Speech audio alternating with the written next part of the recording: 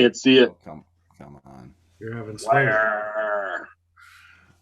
I'm living on the wild side today. It's some like caffeine-free oat milk latte thing. Dude, caffeine-free. Yeah, I don't know what that's about. Actually, it's good for me because I found that caffeine and I really just we don't mix very well. But it's dairy-free. It's vegan, so I'll do that, and it's probably disgusting too. Gonna go there. So I have a chaser, and that's Poland Springs, of course. That's probably the most. How'd that show up better than the opaque can? I don't understand. Because it's not white. The water is probably more vegan than your latte. Probably. All right. So are we ready? We are. Yeah. Cool. All right.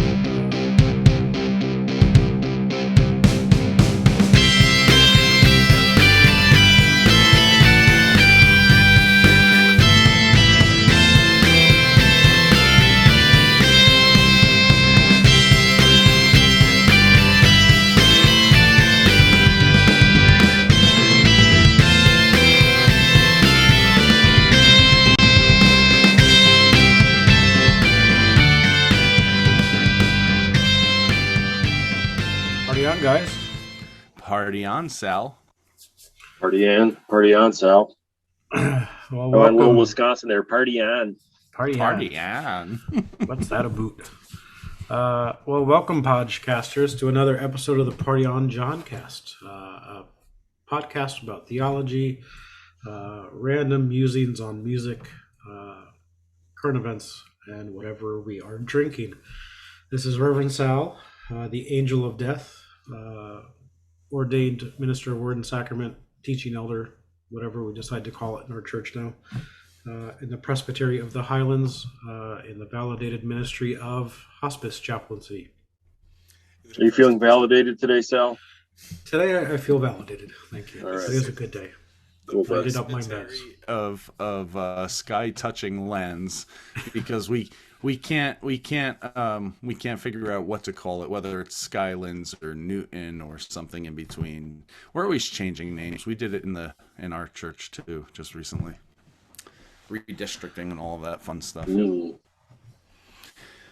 Okay, so I guess that's me now, and I am the Rockin' Reverend, right next to the Reverend Angel of Death, the Rockin' Reverend Todd. I am an ordained elder in the Greater United Methodist Church of Greater New Jersey, serving a congregation in Newton, New Jersey, and I can't talk this morning, so that's it.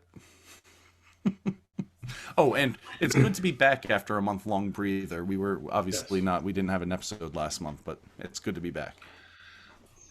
First in our history, yeah. Well, it's what you get when you bring the Viking Vicar on board. Yeah, and I'm Blake Severson, Reverend Blake Severson, the Viking Vicar. I was thinking about it as you were doing your intro, Todd. I will say I live in Alaska, but I currently physically reside in Rock Island, Illinois. It is a realization I have had over the last year or so. But I am a pastor of a church in Rock Island, Illinois, and it's no big deal, but we're closing 4 churches and starting a new one. That's been a part of the busyness, and also I've been trying to find somewhere else to live, or to reside, rather. I think at this point we will always live in Alaska, but so I'm glad to be back, and I still one of these days I won't feel like a guest anymore, but today is not that day. You're well past the guesthood. Yeah. So cool. Well, I guess then that brings us to our Hebrews segment. So you know it's coming.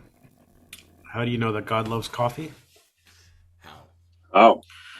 Some say Paul, some say others, Wrote about it in the book of Hebrews. Oh boy. You know, it wasn't all that long ago where Paul was generally accepted as, well, he was never generally accepted as the author, but people just kind of went ahead and said the apostle wrote and then quoted Hebrews. And John Wesley was one of those folks, and I'm sure Calvin was too. But yeah, interesting. Mm-hmm. So, well, thank God Hebrews. So who's going first? Well, I guess I will. I got it. Who said I can? Okay, go right for here. it. Yep. So this is our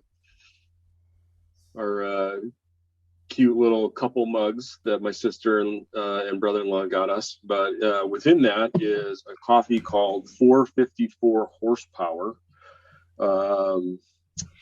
which is decaf, of course. No, it's it's one of the line of Kicking Horse. I bring up Kicking Horse a lot. But we've started buying it kind of primarily as our main go-to coffee, and so we got the 454 horsepower, and it's strong. It's strong. Sounds up there with my Death Wish coffee. Yeah. Yep. Wow. Well, I didn't intentionally pick out a decaffeinated coffee because I bought this back when I was actually drinking coffee. And the first one I had was not that great. So I'm not going to lie, I didn't rush out to try the second one, which has been in my fridge for a while. But this is called Poppin' Bottle. That's the name of the brand. Oh, look, it showed up perfectly this time. It's vanilla. It's oat milk latte with collagen in it, which is stuff you collect in the sea, I guess. Plankton, basically. I'm guessing that's what it is. It's got 3,000 milligrams of marine collagen. It's dairy free. It is no refined sugar. And it doesn't say no caffeine. It says, I need to read. It says clean caffeine from organic fair trade coffee with 80 milligrams of caffeine in it. So I take that back. I was telling the guys that I don't really drink coffee that much anymore. It's a shame. I actually have a ton of coffee in my office. I have bourbon infused coffee downstairs, and I can't stomach it anymore. With my anxiety the way it is, I can't. So I have decided to become caffeine free, and it wasn't really even a decision. I just stopped drinking it, and I haven't really looked back. So how was it? Was it rough for a little while? Yeah, probably it was. I think maybe we should ask the people around you. Well, actually, I actually think because of my anxiety, it actually wasn't that rough, and I would say, I was feeling better not having it, maybe a little tired, but then I was also taking new medicine that was helping me with my anxiety and energy levels as well. So, yeah, I think I got through that pretty well, and I haven't looked back because I just generally have enough energy to get through the day, and. And if I lost some weight, I'd probably even have more. But here we go. I'm gonna try this. This will determine if we get the sponsorship. No, actually, this one's really good. My God, why has this been sitting in my refrigerator so long? This is really good. The last one I got, I don't remember what flavor it was, but it was a no-go. But this one, vanilla oat milk latte from Poppin' Bottle. I got it at a health food store, so chances are that's where you'll find it. But yeah, cool. A side note, actually, before I gave him my coffee, I actually listened to a podcast. Chris Hayes from MSNBC has a podcast. Sometimes very boring, sometimes actually insightful.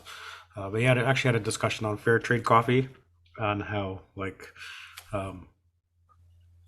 not that it's bad, but the actual methodology that you get that certification of fair trade, it's more of an auditing of the system more than it is of them actually going and talking to the growers and the farmers and stuff. So it's So it's kind of like free range, like we've gone from a little cage to now they've got a little coop, but it's still only about 2 square feet.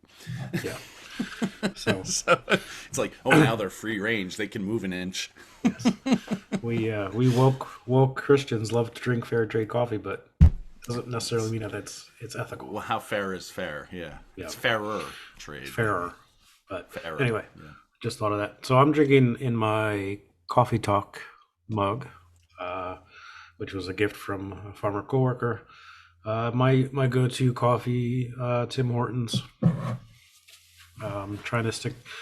I drink Dunkin' Donuts on the road because it's the most available. And actually, since I've upped my meds for anxiety, I find it easier to probably, just like you, Todd, with upping your meds, with the anxiety down, you need less energy. So I'm actually able to follow my doctor's wishes and drink more decaf. I have found that I drink coffee on the road more out of habit than actually needing the caffeine. So I do try to drink more decaf.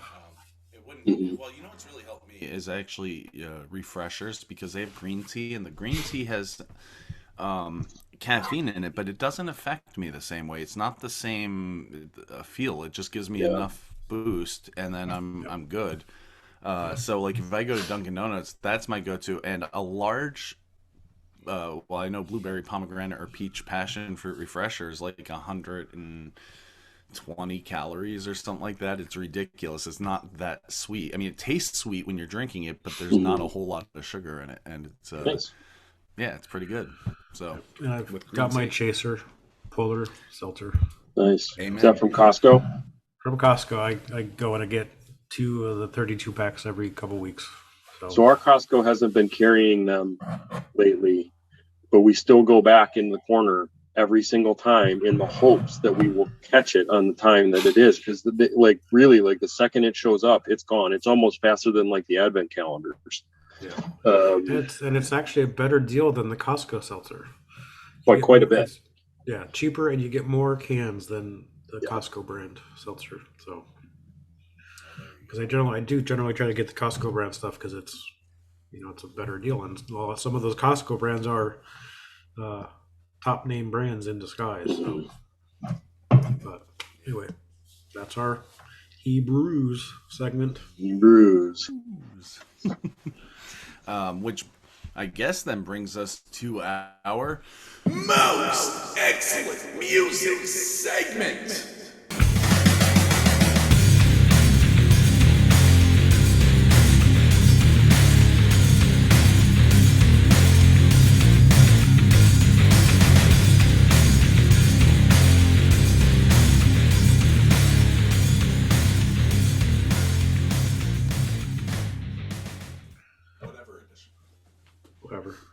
Ukraine edition. So, who wants to go first on this one? I can go first. Actually, kind of hinted at our discussion a little bit. Kind of inspired by the events going on in the world in Ukraine. I got listening to Dire Straits last night as I was trying to wind down and go to bed. So I was listening to Brothers in Arms by Dire Straits.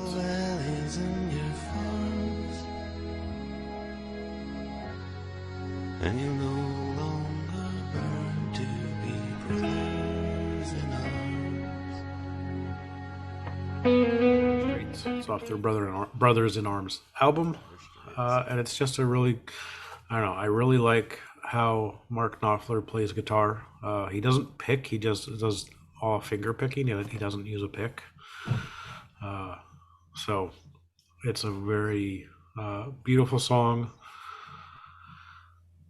And it kind of made me think of what's going on in Ukraine. One of the verses is, "Through the fields of destruction, baptisms of fire, I witnessed your suffering as the battle raged high. And though they did hurt me so bad in the fear and alarm, you did not desert me, my brothers in arms." So I feel like I wish and this can be our topic discussion later, but I kind of wish that we were doing more to help our brothers and sisters in Ukraine. But they are, glory to Ukraine. They are fighting the fight and kicking butt and taking names. Never underestimate people who love their home. Yep. Just never do it. I mean, like, that's every story from time immemorial, right? Braveheart. Mhm. English come up to try to take away people's homes, and they're like, no. Yeah. And they beat, the incredible odds of defeating the armies that they did in the battles that they did. So I mean, you're seeing that play out live in Ukraine, where they should have easily been able to just march right in, take over, everybody surrenders with the white flag, and that's just not what has happened at all. Well, I think that's what they thought was going to happen, and it did not. That's what they thought, for sure. So my second pick was going to be the soundtrack to The Last Kingdom on Netflix. I don't know if you guys have watched any of that. I've not. I have which not. it's I'm breaking my Viking duty, but So they just dropped the fifth and final season. There's more books after this season, but they had already planned it when they planned out the series. This is where they were going to end. And the soundtrack is a nice mix of Celtic, English, and Viking music. So check it out, and definitely watch the. You can binge a season in a day or two. Okay. So they're not that bad. About an hour, about 45 minutes to an hour long each episode. Well, I will have to watch that. I mean, it's something that's been on my list right now. I've been on a Buffy the Vampire Slayer kick, so I have to. I'm almost on season 4, so I've got a few more seasons to go. But then you have to go into Angel, so you're really not that close after all. I'm not that close because season 4 is when Angel starts, so I have to bounce back and forth. And it's I'm telling you, they're two of my most favorite. I mean, Angel's cool. I liked Angel, but Buffy's like one of my most favorite shows ever. Yeah. Really just phenomenal writing and acting. Anyway, I guess I'll go next. I'm doing Demon Hunters Praise the Void. Well, I have two. Praise the Void has been speaking to me a lot lately. But now we praise the void for this love, wasted love. I'll read the lyrics. The song is actually about atheism and how empty it is. And so it's almost a satirical song, but it's sad. And also it really speaks to me like the emptiness of the Putin regime, or any regime that just bases itself on might and power and and authority and doesn't have anything to back it up, morally speaking. Like, you're talking about a morally bankrupt regime. And so when I, that's the ultimate end as far as I see, with having no faith in anything, and we just determine who we are and what we do. I know people argue that you can be a good person and not believe in God, and no, you can't, because without God, we're not good people. That's a fundamental difference between atheists and people of faith, I would say. But here are the lyrics. And I thought we all agreed, take this hand of hope, leave the world to bleed. For a place too bright to see, can we still behold the forest for the trees? But here in the dark, I feel nothing, I see no one, no solace at all. We once heard the lasting call. But now we praise the void for this love, wasted love. Praise the void, we found nothing is enough. Tell me hope's too bright to be. Tomorrow's just a fabrication of our dreams. But here in the dark, I feel nothing, I see no one, no solace at all. We once heard the lasting call. Here in the dark, he repeats the chorus, but here in the dark, I feel nothing, I see no one. Is it the end you want to see? Here in the dark, we feel nothing, we see no one. Is it peace for only me? Praise the void for this love, wasted love. Praise the void, we found nothing is enough. And I was actually listening to the song, and I was thinking about the times in my life where I've actually been in a void, and it seems like God's not there or whatnot. But then that experience of being in the void and seeking out God actually draws you closer to God. I mean, if you're open to it. And so, in that sense, praise the void. Well, or praise God through the void, I guess would be, or praise God in the void, but ultimately praise the void in the sense that it brought me closer to God. It was, I'm okay with that now, as lonely and isolating as that may have been at the time, or any time that you're in it. So there's two ways you can kind of take that song, I think. But the original intent was the emptiness of atheism. And then that brings me to another song by Demon Hunter called I Am a Stone. I am a stone, unaffected. Rain held down onto me, flesh and bone, unaffected. You're a fool, I will not be. I am a stone. This really does remind me of Ukraine. Of course, he's talking about spiritual warfare, I think, and also just life circumstances. But when I hear these words, and I won't read the whole thing, but I'll just read the chorus. I am a stone, unaffected. Rain held down onto me, flesh and bone, unaffected. Your fool I will not be. And I think of Ukraine just sticking it to Putin, and they're just not moving. They're like a stone, the stone that tripped the giant, so to speak. And it's so great to see, even though it's not great to see. It's not great to see at all. But boy, go Ukraine. Yeah. So that's me. Yeah. So I've got two as well. We're really musical these days. And one of them is not metal. It's Eddie Vedder. It's an Eddie Vedder song I've loved for a long time. I remember watching the movie Into the Wild, and just saying, I have to leave for Alaska tomorrow. Right? I fell in love with the story of Chris McCandless. Obviously, when I saw how his life ended, I was like, this guy was an idiot. Carry a freaking map, buddy. But that sense of this adventure in this incredible place, and I watched it before I went to Colorado to visit a friend of mine from seminary, and I remember listening to the soundtrack while I was on the plane and when I was getting off of the airplane, and walking out of Denver Airport for the first time and seeing the mountains effectively for the first time, and just how I knew this was the life this is what I was made for, right? That's this place to be in the mountains. And so the song that's in my mind, after the last couple of days of talking with, I was at a coaching summit for our synod and thinking about the life we want to live. And the first question they asked was, what do you want? Right. And all these pastors in the room had a really hard time answering it because nobody ever asks us what we want. Right. It's just, what do you have to do? What do what do I need you for? What is your duty? What is your job? But there's no, what do you want?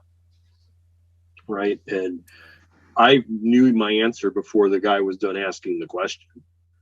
I had no problems answering. And so the song that's been on my mind since that moment is the song Setting Forth.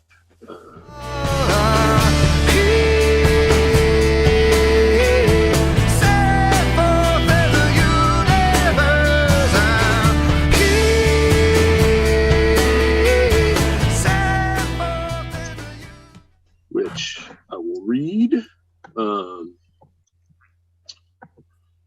So be it no concern, point of no return, go forward in reverse.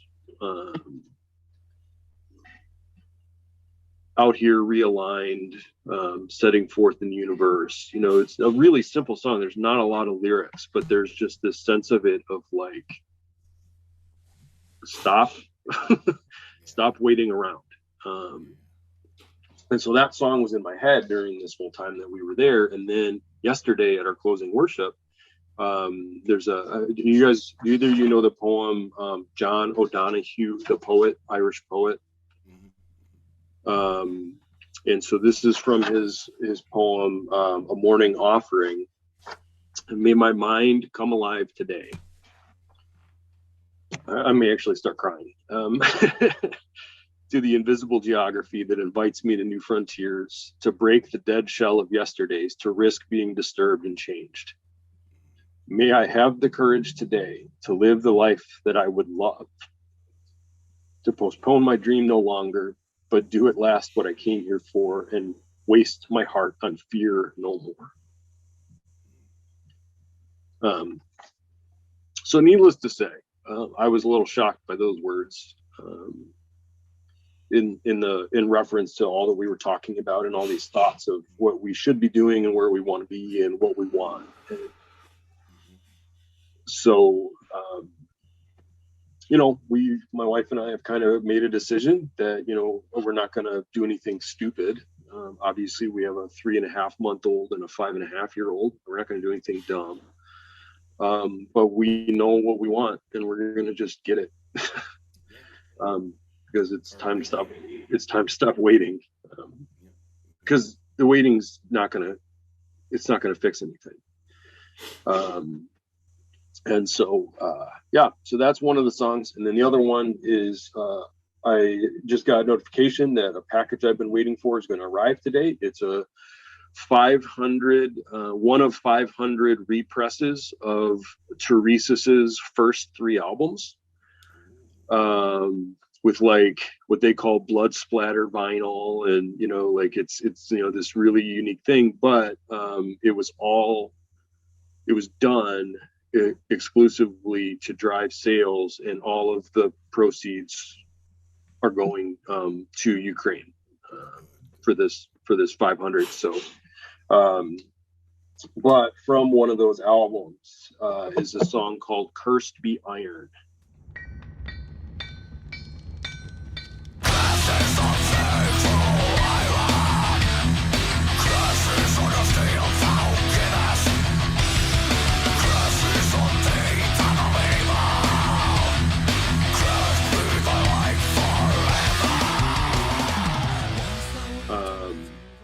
And it is a tremendous song. It has one of the gnarliest riffs you will ever hear in your whole entire life. But it is from a band that describes themselves as battle metal. I see it as being a kind of a pacifist song. Curses on thee, cruel iron, curses on the steel thou givest, curses on thee, tongue of evil, cursed be thy life forever. And then it continues on through the story of the discovery of iron, and how it was this nonsense, worthless thing. And then somebody decided to throw it in a fire and see what happened. And now you've grown mighty, you can rage in wildest fury, you've broken all thy pledges, all thy solemn vows, hast broken like the dogs, thou shamest honor, shamest by both thyself and kindred, tainted all with breath and evil. Tell all who drove thee to mischief, tell who taught thee thy malice, tell who gavest thee thine evil, tell me, now tell me. And it's this really amazing song about this incredible element that can be used for good, but we taught it to do unspeakable evil. And we're seeing it today, right? We're seeing steel rain down on civilians, and destroy buildings and people and cities and cultures, and it's horrific. Doesn't kill people, people kill people. Well, right, and Sorry, I couldn't help it. Yeah, you had to say it. Somebody had to say it, right? But the idea, right? This human tendency that we have to take these things, right? I mean, wood was the same thing. Trees, right? We can warm our homes. We can build beautiful furniture and art. Instead, we made pointy sticks. With it, but we did. Yeah, and the same thing with uranium. Uranium can power an entire world cleanly, for the most part. Instead, we used it to end worlds, right? And this. So I really love this song because it's identifying this core human failure to use these powerful things to destroy ourselves. This reminds me actually of an instrumental piece by Jocelyn Pook, who I've brought up here before, called, I think it's called Oppenheimer, actually, and it is music with the voice of Oppenheimer sampled in the background, quoting Krishna, "I've become the destroyer of worlds," like that famous quote that he quotes from the Bhagavad Gita, in reflection of his own role in creating the nuclear bomb, and it's powerful because this is what we do. Like you said, Blake, we could do anything with uranium for the good, and we choose to become destroyers of worlds. So before we go on to Ukraine, I guess we really need to bring. Well, one second, guys. I want to I want to play the beginning of this song for you because I think you will appreciate it. Can you make it so I can share? I probably can. Yes, I can. Let me figure that out in 3 seconds.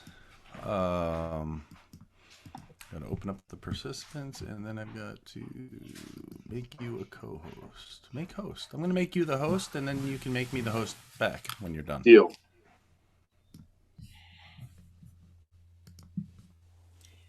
All right. You are now the host. You have the power. Share sound. Optimize for video clip. So this is the beginning of this really epic, amazing song.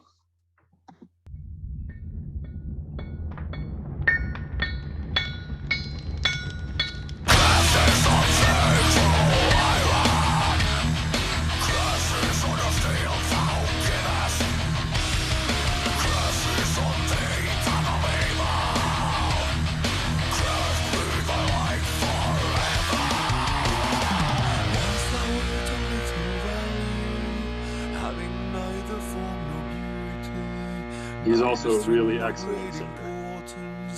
When in form of milk thou rested, when for ages thou wert hidden in the breasts of God's three daughters, hidden in the evening bathrooms, on the borders of the cloudlets, in the blue of the heaven. Thou wert once only. That's great. So there you go. Great. Thanks for sharing. That's all. I love the sound of it. I love the absolutely the sound of it.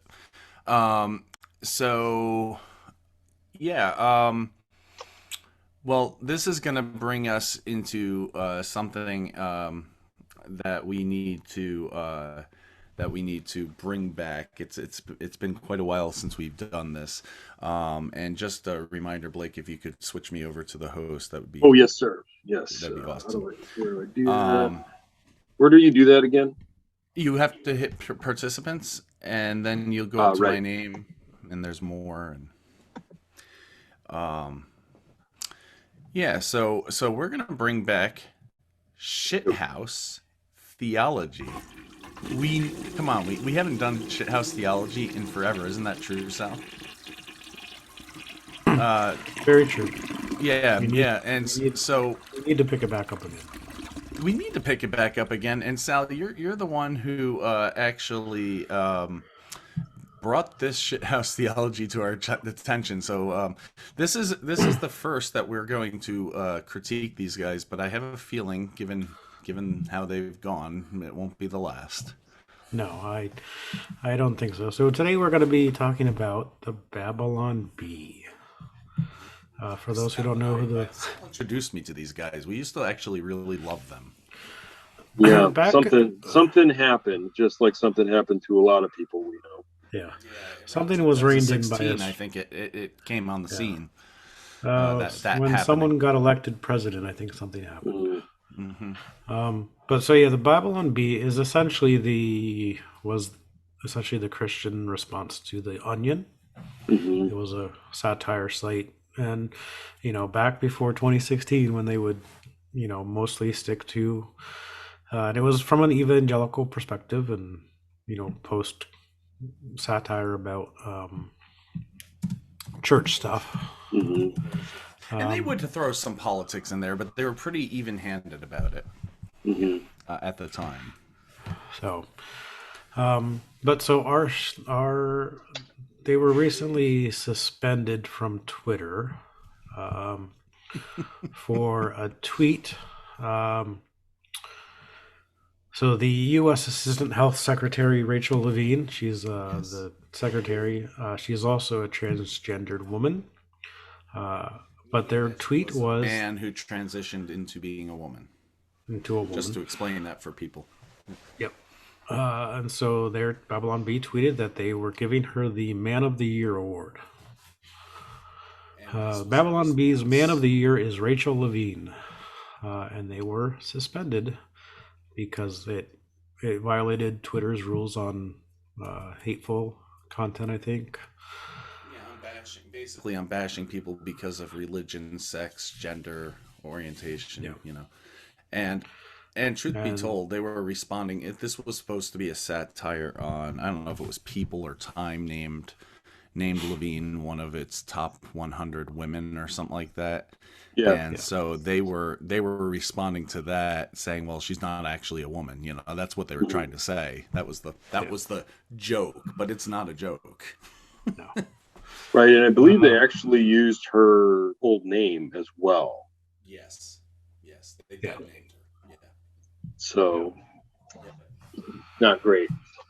Not a great look. It's satire is satire, and I do give a lot of, even with the Babylon Bee, I give a lot of artistic license and comedic license to them, because satire is supposed to kind of irk you. It makes you laugh, but it makes you laugh because there's a truth hidden in it, and so I get that. But this was not that. This isn't satire. This is just bashing somebody you don't like. Yeah, and there's also, right, you always allow the room for them to say, "Ooh, we messed this one up. Yes, we'll pull the tweet down." Yeah. And they instead came out and said, "We would rather be suspended and lose our Twitter account than do that." Exactly what he said. Yeah. That's what the CEO said. Seth Dillon, the CEO, basically came out and doubled down and said, "We're not going to delete it, and we're going to go on and continue to basically toe this bashing of transgender people because they see it as disgusting and sinful." Yeah. So where's the theology in this, boys? Where's the theology? It's in what the are we toilet, talking about? Man. Well, I'm just saying, right? Like, we talked about the bad theology, but this, by all indications, we could consider this instead a social issue. But what the Babylon Bee, at least from my perspective, what the Babylon Bee is saying is that this person is not made in the image of God and therefore does not deserve respect or any kind of care or concern, which is what most of these transgender rules do. To be a bit on the devil's advocate side, though I really don't want to be, I would say that they're not saying that this person isn't made in the image of God, but that this person has lost that or has fallen away from that because of their choice to go down this path of sin. That's how they would That's Sure. how they would articulate it. Of They course wouldn't say it is. that this person wasn't created in the image of God, but Right. They- But I will counter it. I will counter that, devil. please do. With did you guys see the news out of Utah this week? was it that the Very the Republican Utah governor Mm. vetoed an anti-trans athletes Yes. in sport law. Did you read what he said? Did you read his statement? I encourage you to do it, because in it he said there are 75,000 student athletes in the state of Utah. There are 4 transgender athletes in the state of Utah, and only one of them is competing in girls athletics. And he said, I don't know if this is right or if this is wrong, but I do know that I want these kids to live, and they're just trying to make friends and find some confidence. And so I'm vetoing this because I want them to continue to live. And studies have shown that limiting and hindering transgender expression causes death. Oh, absolutely, no doubt about right? it. And so, Babylon Bee can say all they want about this is the the right and faithful way to respond to this social problem that they perceive. But then they have a very Republican governor who disagrees and cares more about the 4 kids in Utah schools that this would impact than he does the 74,996 who it doesn't, or could, in case a star previously male athlete decides he wants to transition and compete. It's a difference in the focus, and I would say that's why I say the Babylon Bee does not care about the image of God of this person. Oh, I agree. They don't care. And the Utah governor does. Yeah, they don't care. Because they feel this person's so far gone that they're not worth caring about, and that is so anti-Christian. That's the shit. That's the shit theology there. That somebody could be so far gone that God would applaud you for dead naming and bashing them for all the world to see. Doing something that studies have shown causes depression and suicide. Yeah. And the theological difference between Babylon Bee and us, or Babylon Bee and this, I don't know about this governor's theological position, but the theological framework that's different is that we believe that Jesus didn't just come to save our souls, which he did do, but he also came to transform us into vessels that will be soul transforming as well. And that doesn't just get done with the Bible and with pointing out sins of other people. That also gets done socially through loving and accepting people and being different than the world is. And I would ask the Babylon Bee to explain how they are different than the rest of America or the rest of the world on this issue. How are you different by bashing these people? You're not. You're being like the world instead of like Christ. That makes me think of this last Sunday's lectionary passage about the fig tree, about the gardener says, "No, give me another year to tend it and to care for it, and then judge it based on its fruit." That's that's kind of your idea. We're supposed to take care of the tree so that it produces good fruit, i.e., we're supposed to produce good fruit. It's not one or the other. It's not acts of piety or acts of mercy. It's both.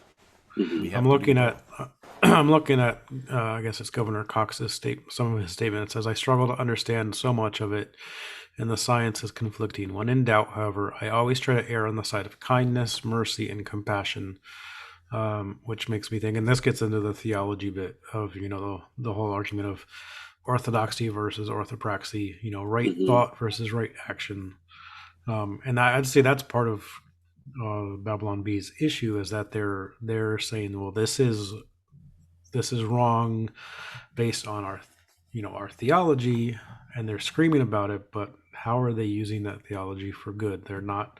They're essentially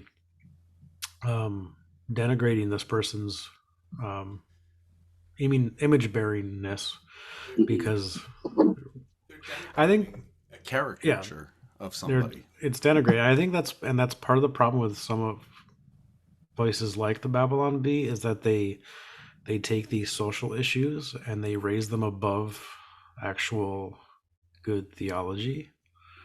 That if you are on the wrong side of this social issue, then you're on the wrong side of God's grace and salvation.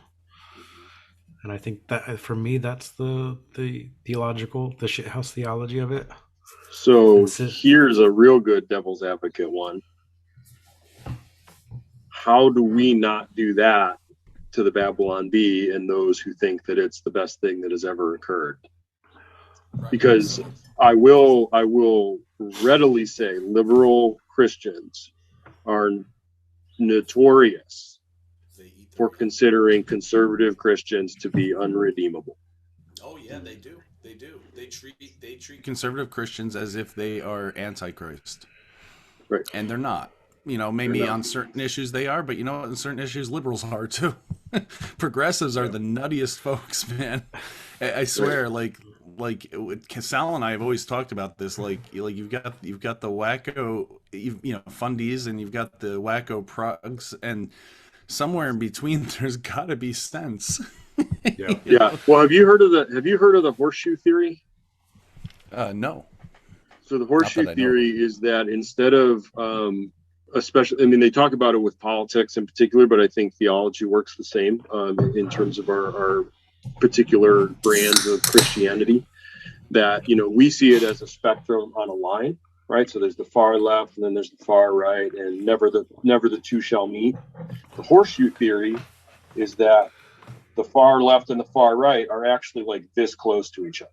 Yeah, they really are. Because it wraps around. It's a spectrum, and they're almost touching.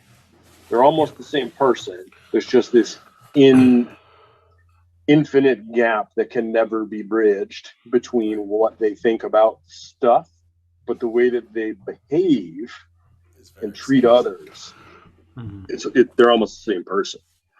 And that's the risk that we run, right? In being so vehemently against some of this stuff, which needs to be, resisted and fought against, that we run the risk of going the other direction.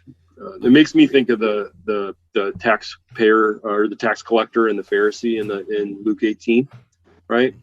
How, we read this parable and you're instantly drawn into, thank God I'm not like that Pharisee, and Jesus just says, gotcha. Because you're doing the same thing. You're praying the Pharisee's prayer in the other direction, and that's the whole point. Yeah, that's right. Instead of the praying, thank God I'm not like that tax collector or sinner, you're saying, thank God I'm not like that Pharisee. And then we become Pharisaic, and I think that is the age-old truth that we've seen in the church, is the more unbending we become, the more that gap becomes unbridgeable. And I think you see the horseshoe has bent only as far as it can go. It will not bend any further.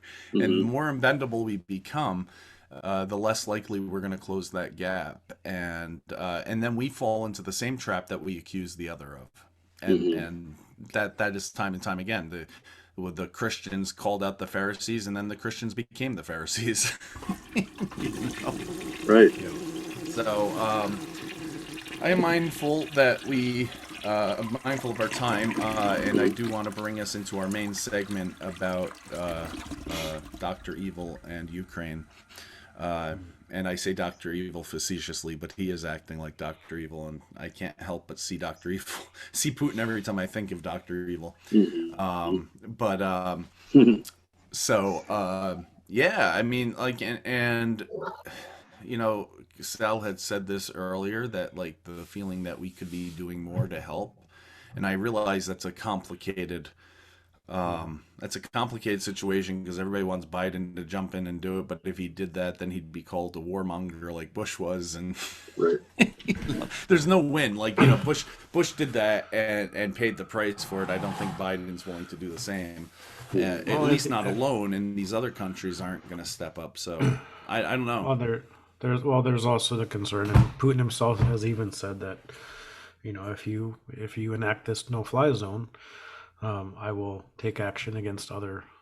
He'll invade other countries, basically, and that's the dilemma: is if the West, the U.S. and NATO impose no-fly zone, there's no way you can avoid engaging in. No-fly zone means down. you have to shoot planes down. Right. And that means People don't understand that. It's not that the you've Russians chosen go, to oops. aside. Yeah, it's not like they're going to run into a stop sign in the sky and everybody goes, "Oh, we can't fly there," and turns around. I mean, Right. they get enforced by shooting the planes down. Like, you better turn around or we're going to shoot you down. Right. And the Russians have proven they're willing to die to push the limits. Oh, they will. Yeah. Yeah. Yeah, it's an interesting challenge, right? Because I actually just finished listening through the Lord of the Rings trilogy on audiobook. Mm-hmm. And during this whole Ukraine thing, I've just been thinking about this idea, if you remember the scene in the movie or the scene in the book when Aragorn is trying to get Rohan to go fight for Gondor.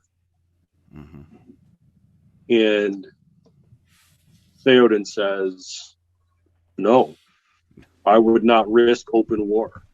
Right. And Aragorn's response is, "Open war is coming whether you risk it or not. It's upon you, man. It is here." Right? And that's really one of the things that I've been seeing from some Ukrainians that I follow on social media. It's already happening, right? Like, we can claim we don't want to start a world war, but it's here. It's happening, right? Azerbaijan is attacking Armenia right now. Nobody's talking about it, but it's happening right now. Yeah. They shut off all natural gas to a right, and China's thinking about what they're going to do about Taiwan, and Putin has said specifically to Bosnia, if you do anything, you're next. And they're right? next anyway. If you join NATO, you're next. But the reality is, and what the Ukrainians are saying is, you're next anyway. Not helping isn't an option. Right. Because once he's finished with us, well, that's it. And you see this every 5 to 10 years. Putin is taking Crimea. He's taking this. He's taking that. And Georgia, now, then Chechnya, then Crimea. And then all of a sudden you realize, he strategically surrounded Ukraine. That was all the game all along. He wanted Ukraine, and he wants more. He wants more than Ukraine. Right. There's no stopping him. Yes, and so that's where we have to ask the questions that were being asked in the 30s. Right? When we refused to enter into a world war and came anyway. And Roosevelt wanted to, but they wouldn't let him, which is where the conspiracy theory that he actually orchestrated Pearl Harbor came from, by the way, which is nuts. But it was a real thing. He wanted to go and help. He wanted to be a part of putting Germany back in its place, but the legislature wouldn't let it until there was a reason, and Japan provided that reason. Sadly, sadly, and paid the worst price out of anybody. I mean, I do wonder at times if Germany was like, "Hey, go get the Americans involved." But all of this to say, I don't want war. I am almost universally a pacifist, but when you see the carnage that is being unleashed, not on the Ukrainian military forces, on the people, but on every community, every town, every city, bombing maternity wards in a theater marked kids. Right? And the Romanians are lining bridges with toys for refugee children. This is where I think and I'm going to bring it up because, I mean, not that I'm a scholar on St. Augustine or anything like that, or Augustine, however you pronounce him. But I, you know, like when you're in seminary, especially if you go to a more liberal seminary or a moderate seminary, you're going to do a lot of criticism of like early fathers and their thoughts and things like that, you know, and that's just the nature of it. And, you know, you criticize, Augustine for his just war position because, like, how can you be a Christian and justify war at all? And I think Augustine was onto something. I'm not saying I agree with everything he had to say about it or the way that the Roman Catholic Church in particular interpreted that and used it. But I do think in his musings, which, by the way, we have to separate from the actions of the church that came after him. You know, like he had no control over how people were going to read his texts and use it. But I think he was right in the sense that Jesus Christ calls us all to be peacemakers. And to be peacemakers, we're to turn the other cheek. We're to, you know, like if someone asks for our coat, give them your shirt too. Of course, we lose the context of the fact that those were not pacifist kind of actions. Like if they smacked you with their one hand and you turned the other, you're asking them now to smack you with the hand that isn't their power hand. You're actually making a statement to them saying, this is how egregious your action is, and I'm going to let you do it again. Which they're never going to do, of course, which then renders them powerless because they're not going to do the thing you're asking them to do. Same thing when you give your tunic. When someone asks for your coat and you give your tunic, you're naked. There's nothing left under you except your loincloth. You know, Jesus thankfully didn't tell him to hand the loincloth over as well. But that's all that's left of you. And so there you are standing naked, handing this soldier everything you've got and making them look like the complete jerk in the situation. So these were all things of exposing injustice, yeah. Yeah, and also, when you look at Jesus, he was a peacemaker, but he didn't pacify situations. Like when he went into the temple, that was anything but a pacifying move to overturn the tables or to call out Pharisees or to, you know, name any one of the insulting things he did. But I think that's where we, you know, like me, I would consider myself more of a pacifist as well, in the sense that I hate war. I hate violence. I don't advocate it. But the reason why I wouldn't full on call myself one is because I recognize there are these moments where others don't share the same values. And then it becomes, do we sit by and pacify and allow this guy to do whatever he's going to do? Or do we defend the weak and the people who are being suffered oppression and injustice, which Jesus calls us to stand up against? So it's a real like gray area, and I think the right thing. I think Augustine's onto something. I think you know, like there are times where you're dealing with people where the only response is iron, sadly. Yeah. Well, and I've been thinking a lot about C.S. Lewis as well, because he fought in World War One. And yes, if anybody had a reason to be a pacifist, it was him. Yep. Right. But he talks about how, so this is from the cslewis.com. Why not pacifism then? Here's his rundown in brief. First, war is very disagreeable in everyone's point of view. Everybody agrees war is bad. Yeah. Even Putin would agree that. Yes. He claims, I don't want to do this. Yeah. The pacifist contends that war does more harm than good, that every war leads to another war, and that pacifism itself will lead to an absence of war and more, a cure for suffering. Lewis is pointed in his response. I think the art of life consists in tackling each immediate evil as well as we can.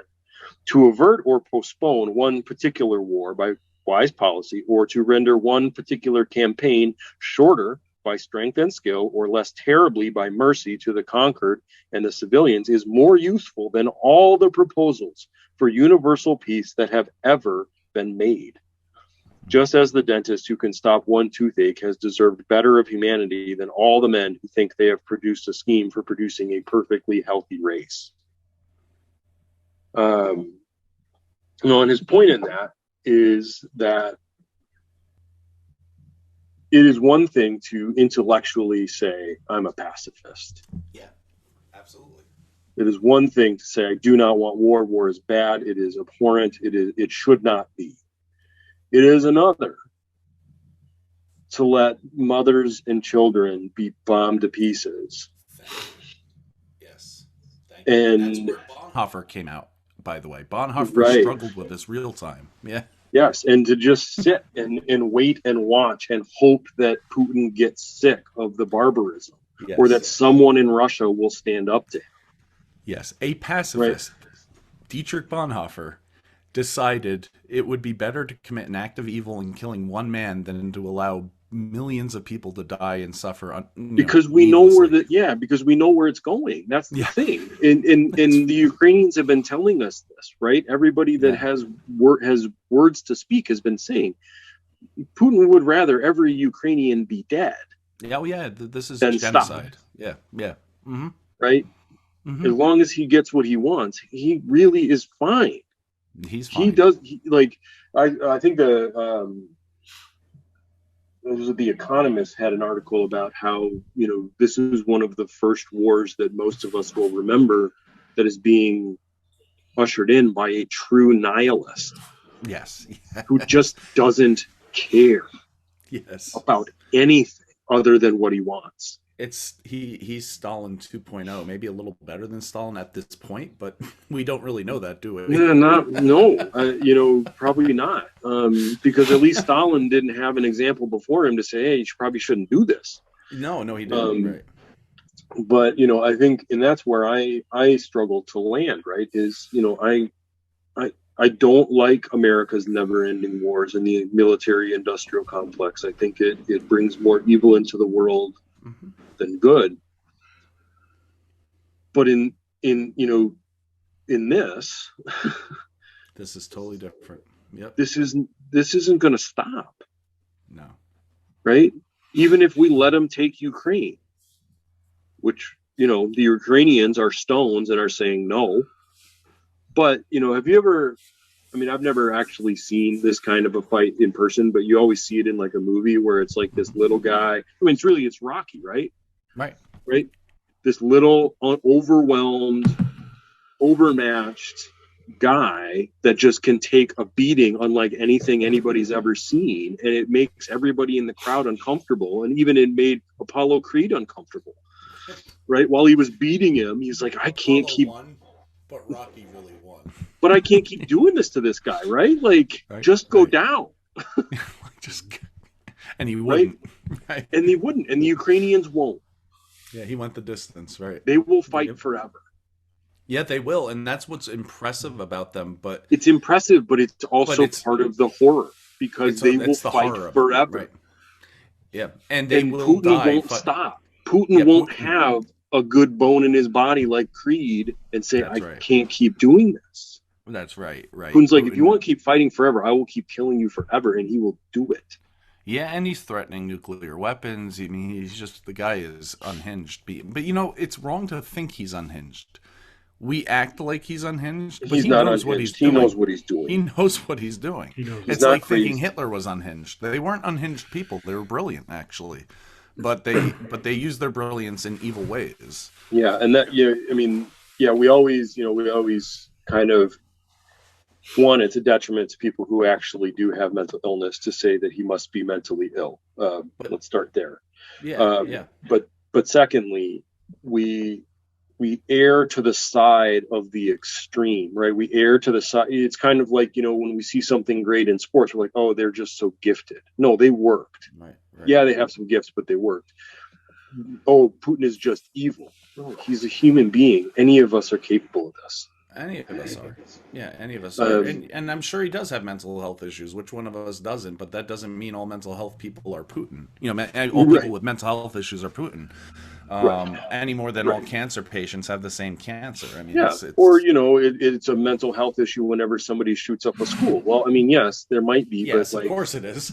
I mean, sure, it's not normal human behavior, or at least normative. It might be normal. There's enough of them, but it's also a mental health issue when you're bullying people. So I mean, right, yeah, and so that I think is.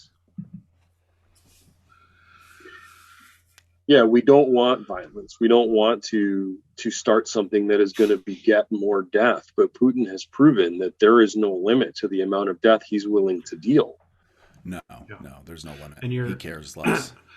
And we're seeing that with. I mean, if you look at strategically, Putin expected to walk in and this victorious conqueror and just walk in and have hands go up and say, yeah, we surrender, and to the Ukrainians' credit, they're resisting as hard as they can. They are. Five Russian generals killed. I mean, logistically, you look at Putin's army; it's like they're just making mistake after mistake after mistake. But you're seeing Putin, like he said, like he's gonna. All right, he'll you want to keep fight? sending people. I'll kill you. I'll kill you as long as you're gonna fight. And he'll kill his own people to do it. Immediately turned from, okay, this is a land invasion, to, okay, I'm just gonna bombard the ever living crap out of your country. We've got missiles that can reach every quarter of Ukraine. We're gonna park them on our border and just let loose and destroy everything. Yeah. And if you want to stop it, you have to cross the border, and that will be considered an existential threat to Russia, and that's when we launch the nukes. Yep. Right. And it's not going to stop. So obviously, well, so good, guys. We solved it. We did it. Good job. So who's gonna call Joe? Wish I had access, man. Yeah. Actually, but I mean, but this is where let's think about our job, right? The work that we do. How do we talk to people about this? Because one of the things that's been remarkable is it's the first time that our government has been able to agree on anything without much controversy in quite some time. Actually, this is the miracle of what Putin has unilaterally done the unthinkable by uniting Republicans and Democrats, which is unthinkable, and then Europe, B, even more unthinkable, causing Switzerland to actually not stay neutral. Pick a side, right? Holy crap! They did. Right. They managed to stay neutral even through World War II. Yeah, I mean, but I mean, so that how do we talk about this in a way that can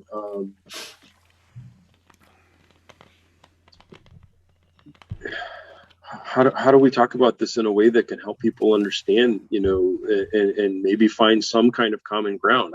That's what I'm trying to find some hope about, is that in this moment we can find common ground as human beings. Yeah. Instead of thinking about, Republican, Democrat, right? Because you're right. If Biden had said, all right, we're going to go park a line of tanks around Kyiv, and if Russia wants to come through, then we'll have to defend ourselves. Yeah. He could have done that, and the Republicans would have called him a warmonger. But now that he didn't do that, they're like, why didn't you do that? Yeah. It's a no-win situation. Zero-win situation.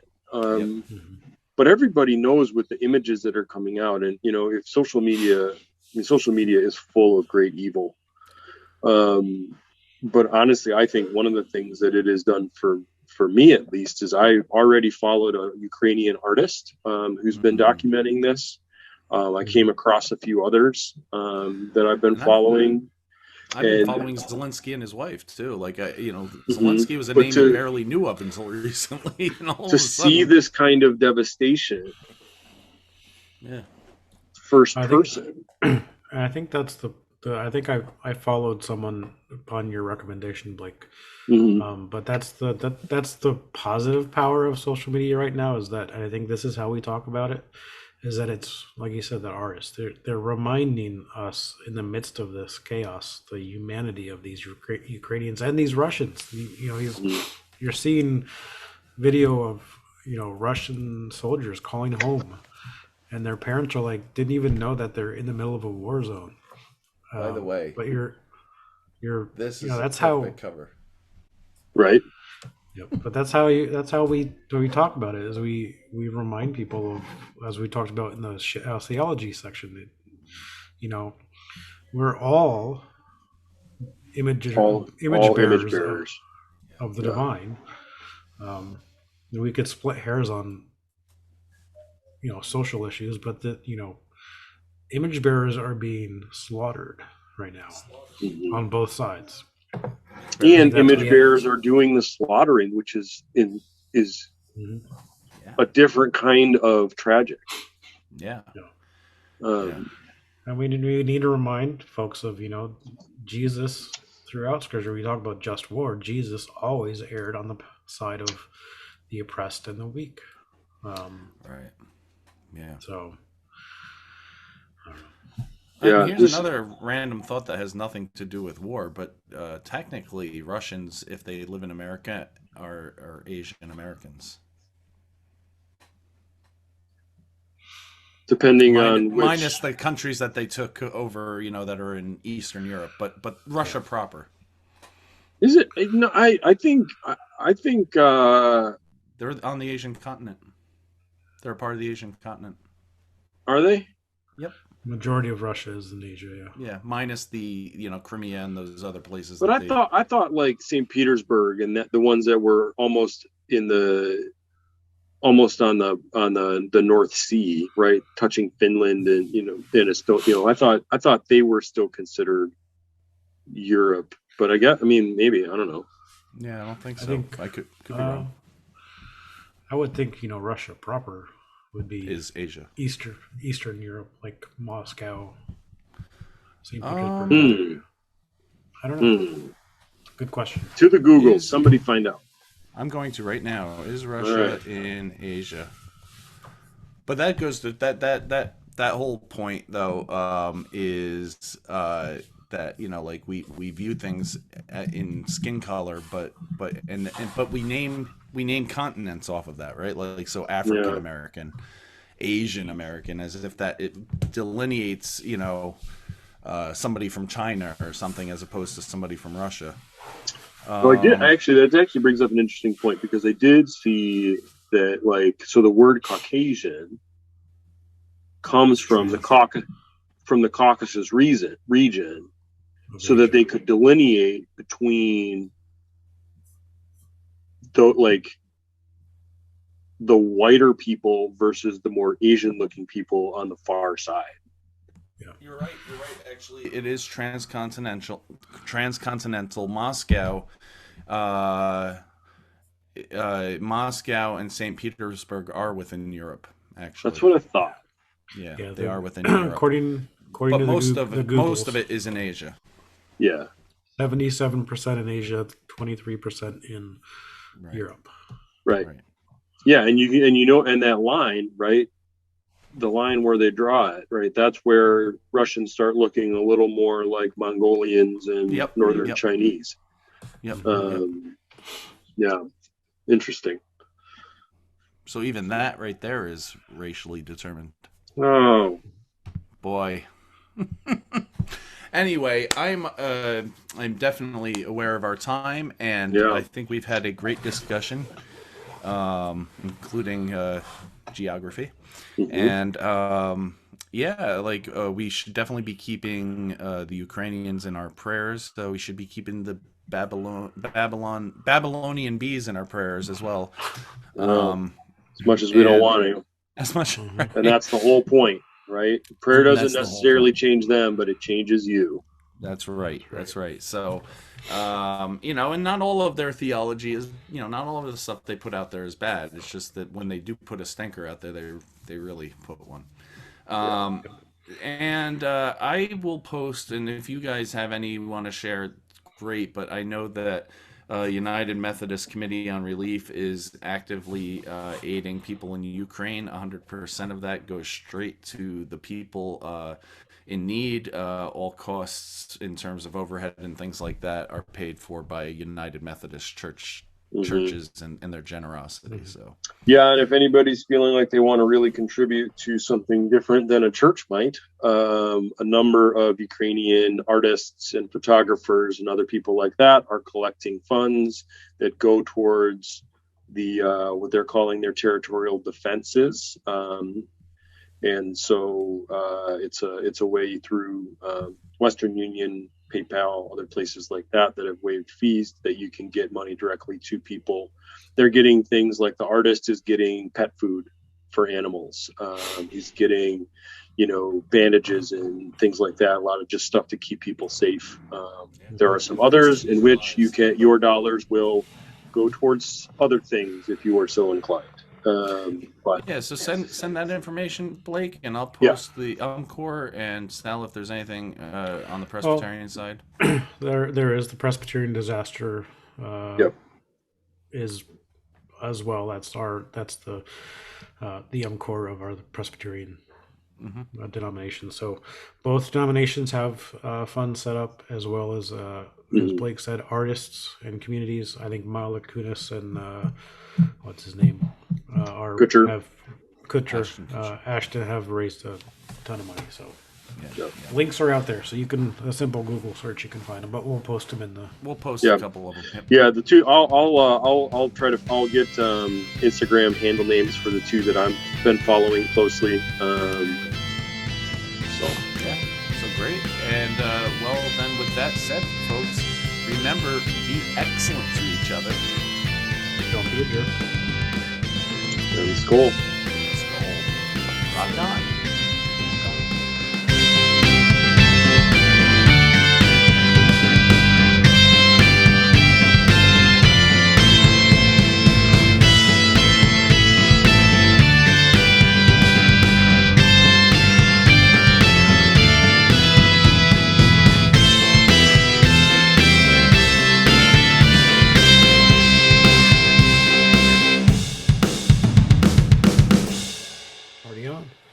Party on. Beyond. Rock on. Well, welcome, Patreon podcasters, to our bonus segment. Bonus. Yeah. And Blake had a very profound and broadly general question that would spark an interesting conversation between the three of us. Well, why don't you tell us what the question is, Blake? Yeah, so you probably heard, if you watched the rest of this, you heard me ask it. It was the first question that was asked of me and a group of other pastors at this coaching summit. What do you want? And I was struck by how hard it was for other pastors to answer the question. And how many of them said, I'm not used to being asked that. Which one of us is used to it? I'm not. Yeah, and most of us aren't, right?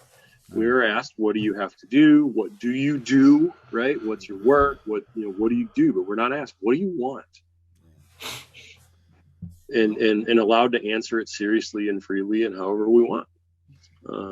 And so that's the question I think I'd like to ask you two. And I was just wondering if maybe via email or some other format, we could get some of our listeners to answer the same question and find out what our people want. That would be great. So, patrons, you're listening to this. Let us know what you want. Or do we put this particular bonus episode online for everybody as a gift? We could do that. We can also share. People see what this is. Yeah. People see it. We could also put it to our Twitter, Facebook pages. What do you want? And see what we get. Yeah. Okay. So I'll start if that's okay. Yeah. Just because right now they're, it's a pastor's life is or clergy's life. Not just, I don't want to exclude Sal here because it's the same deal really, but you're not just a clergy, you're also a person. You're a father, a brother, a sister, whatever. You're a family member of somebody. And, there's a lot going on in one's life. And honestly, the health of a church weighs heavily on the health of a pastor's family, I think, in a lot of ways, because if the church is toxic, or if the church is just not moving forward the way they ought to, or whatever the case may be, that stress, especially in the Methodist Church, but I'd imagine also in the call system too, because if you're not doing well in a church, that probably means that you're going to have to at some point uproot your family, go somewhere else, start over again. Hopefully that will work. And that is what it is, but that puts a tremendous amount of stress on the family. And so you know what I have always wanted in my life is family.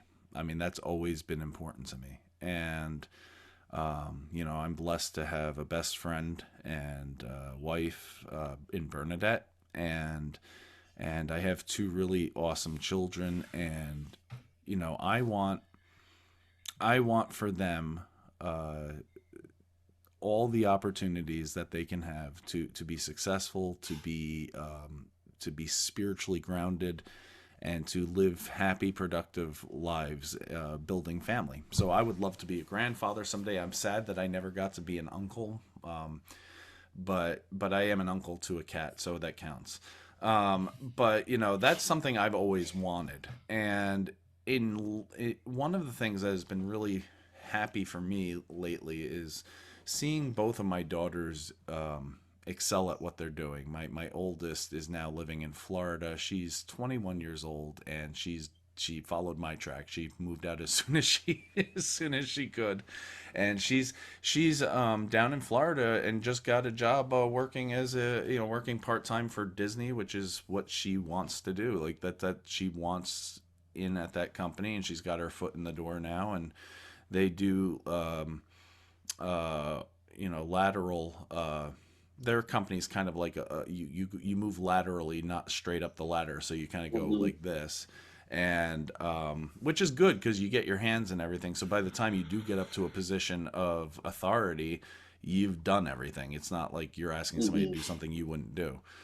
And so she's got her in down there, but she's also finishing college, and I'm very excited for her, and just happy that she's very persistent. Like, she was in a situation where when you're on the college program, you have to stay at a dorm-like facility, or you choose not to. And she didn't know whether she was looking into staying at another place with friends, but she wasn't sure if that would go through. So she said yes to the dorm situation, and then she got accepted at this other place and had to pay for double rent, and she couldn't get out of the dorm situation. So she ended up having to self-terminate and reapply, and it didn't look like it looked like she was gonna have to wait 6 months, and she wasn't sure if she'd have a job, so she got a job elsewhere. But it turns out that through persistence and not taking no for an answer, at least until you've exhausted all your options, she was able to get a job in. And what's really cool about Disney is that if you're faithful and loyal to them and their brand, and you do your job, there's opportunity to grow, and plenty of people have done it. So that's where she is right now, and so that is really providing me happiness in my life. Also, my daughter Lorian is just excelling, and she's in her senior year, and she's just she's the president of the Tri-M Music Honor Society, and she was drum major of the marching band, and she was in the play, and she's co whatever of the choir council, and she's just like really budding and expanding out, and it's just fun to see them like become their own people and their own adults, and live their lives. So that's what I really want. And of course, in the ministry sense, because I was talking about that dichotomy. I mean, I want to see the church grow again. I want to see the church move forward out of this pandemic and actually grow and do vibrant ministry. And I believe we have enough core leaders where we can do that if we respond in the right spirit. I do believe that. So I have hope, even if it's cautious. But I want to get back into doing ministry again. Like I feel like the last 2 years have been a void. To punt on my song choice, and I feel like it's time to close that void, or fill it at least. Cool. So, how about you? You got the heart out. It is a tough question. I mean, I think I'm in a slightly different position as you guys in terms of family. Sort of the in between of you guys. I always wanted a family, and it's easy to say, well, I want them to have everything that I never had, which is true. Just like my parents wanted me to have everything that they didn't have. But we're in that sweet spot right now with Calvin and with Alex coming along in the next month and a half or so. Of we're really seeing Calvin's personality come out. Last night, as I was reading him Curious George to go to sleep, and I said the word whoosh, and he just broke out in laughter. So I said whoosh, and for about 5 minutes we just laughed together. So Calvin, I think, is changing me for the better. The meds are helping too. But I think Calvin is making me a better person, better husband, better brother and son. So I can honestly say I do want him to have, and Alex to have, what I didn't have. That's not to say I didn't have a good childhood. Yeah, there's dysfunction that's come to the surface with, moving away from my family and this marriage and grandkids. But I want to I'm content in life right now. I feel like I'm in a good spot as a parent, a good spot as a husband, and I'm in a good spot as a professionally. I don't want my ministry setting to grow, because that just means more dead people, more dying people. Yeah. You want your ministry to shrink. Yeah, steady growth on that one. Yeah. I got enough people dying to meet me. I don't need more. But yeah, so that's where I'm at. Or as you always say at Christmas, what do you want for Christmas? My 2 front teeth. But or a Jeep Gladiator, right? Or Jeep Gladiator. Yeah. Or someone to gift me the money to pay off my Wrangler. Yeah. How about you, Blake? Yeah. Well, I mean, I don't hide what I want very well. It's honestly been a thing that I've been working on, because I tend to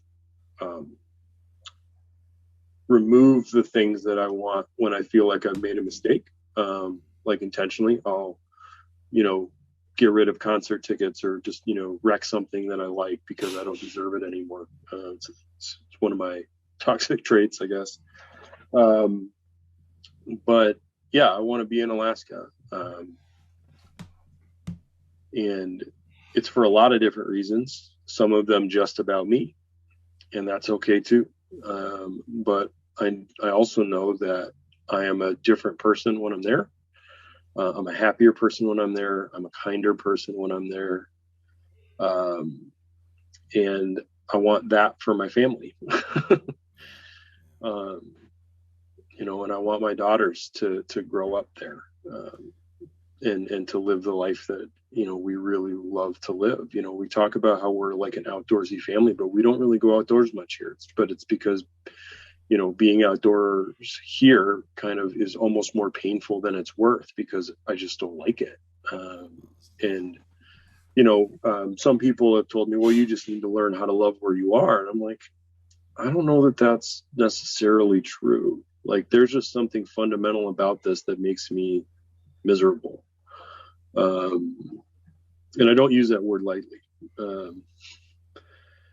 But, I think when we can be clear about the things that we want, then, my daughter, who is very clear about the things that she wants, can see that as an okay behavior. But I think a lot of times that we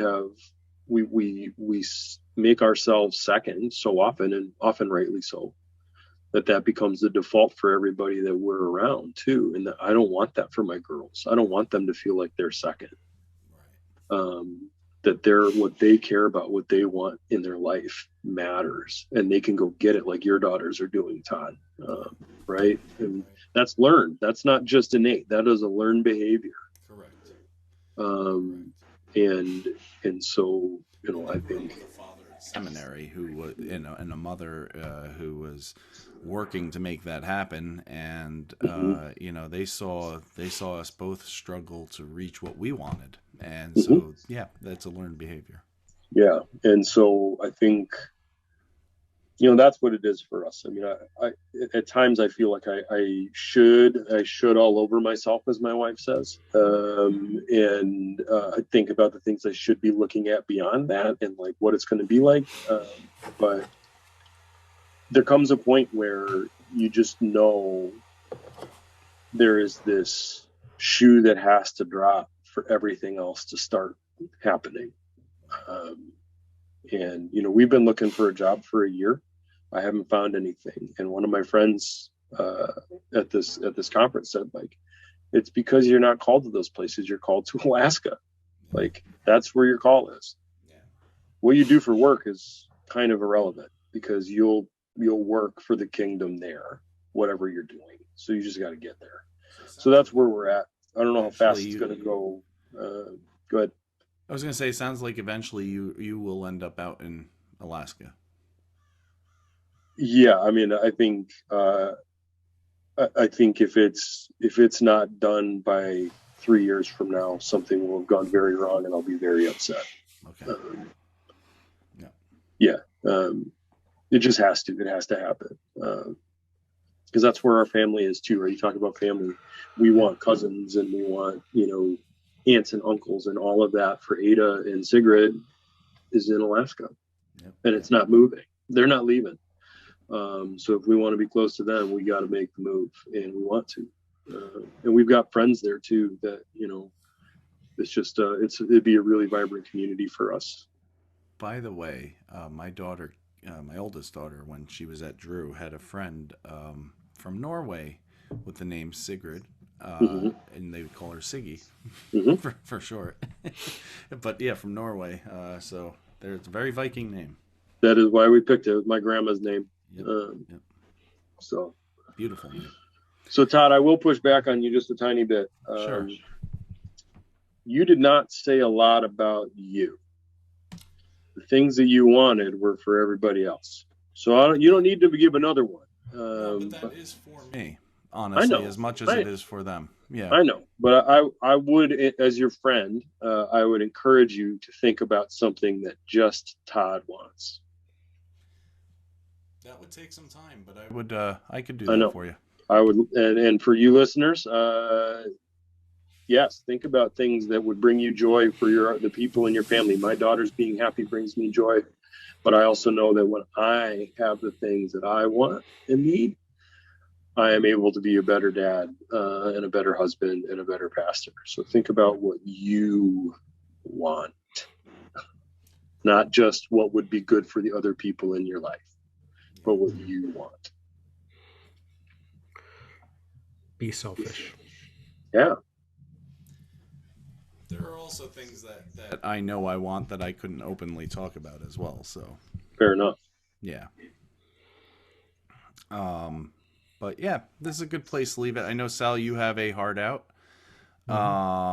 And so do I. And so, friends, this has been a great discussion. Great, profound question from our Viking vicar, as always. And thank you for joining us. Again, we are going to actually make this free for everybody this month because it's good to show the world what you get when you're actually a patron, and also we will be planning more events in the future that will be exclusive to patrons as well, just like we did our live Halloween episode. So there'll be more of that to look forward to. In the meantime, friends, remember, be excellent to each other. Don't be a jerk. Well, Skull. Rock on, folks.